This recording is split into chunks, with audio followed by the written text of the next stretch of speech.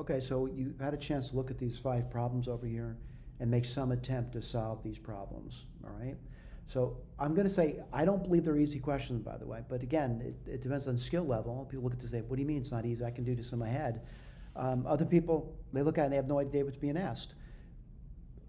Trying is the key here. Like, you wanna try these problems over here.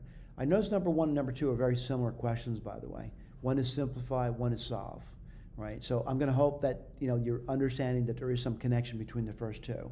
Number 3, we've actually done before in a different section, but this is so true in life, by the way. A lot of times when you give in exams, including competitive exams, you've seen the problem before, all right? Number 4, I'm gonna say this has an infinite number of solutions, but there's 4 ordered pairs to it. They want you to find the 4 solutions. Again, a more challenging problem in my opinion. Number 5 also looks like a more challenging problem in my opinion. What do? I give you an answer key with the blue areas with the work, and the little video here is me working through that work at the whiteboard.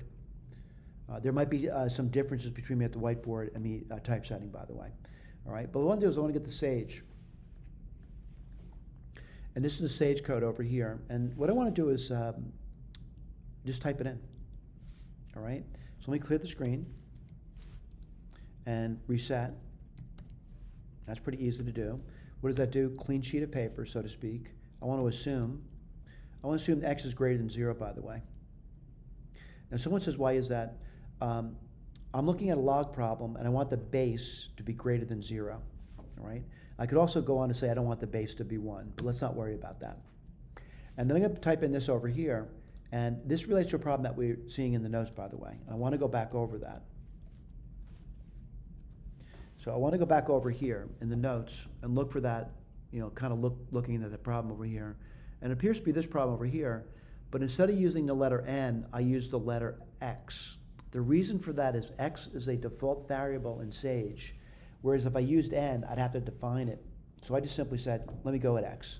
So I just typed it in. And what do I type in? 1 divided by the log of X, that's the N, by the way, base 8, plus 1 divided by the log of, notice I used 1/4 instead of 0.25. I'm trying to force Sage to think of an exact answer to the question, by the way. And then I said the base was X unknown. But remember what I said before, X was greater than 0. And then the double equal signs indicate an equation.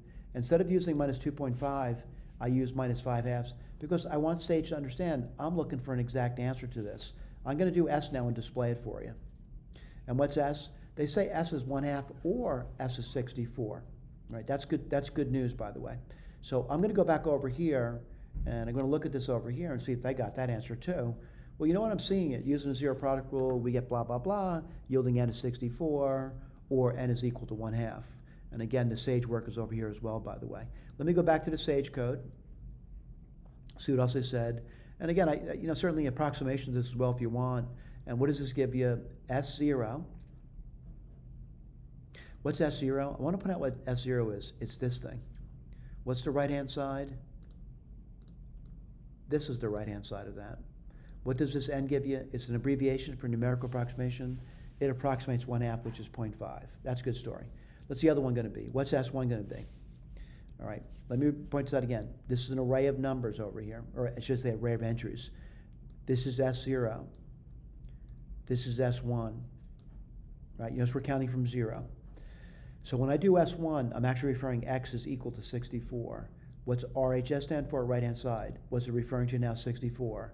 What does this give me? A numerical approximation of 64, which is 64.000, working out quite fine. Thank you.